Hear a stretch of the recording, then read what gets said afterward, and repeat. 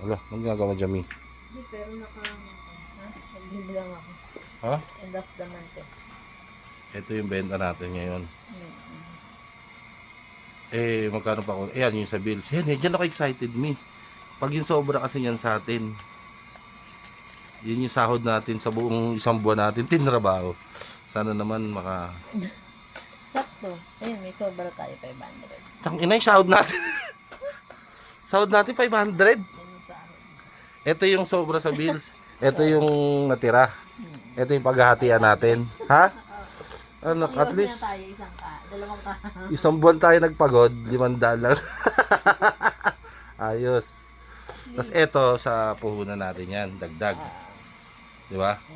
Tapos yung sa bangko natin. Yes. So, may kulang. Magkano pa kulang natin? Magkano pa kulang natin, Mi? Hindi ko pa alam eh. Hindi ko pa naka-check yung money. Nasa 300 pa o 200 na lang. Di ba nung nakarako lang natin 700? Tapos ngayon, ang kulang natin sa puhunan is nga sa 200, 300 pa, no? Oo.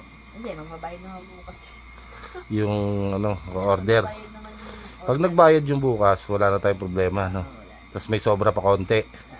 Pero yung pinakakinita natin dalawa sa isang buwan nating puyat pagod, magkano? Ayan, oh.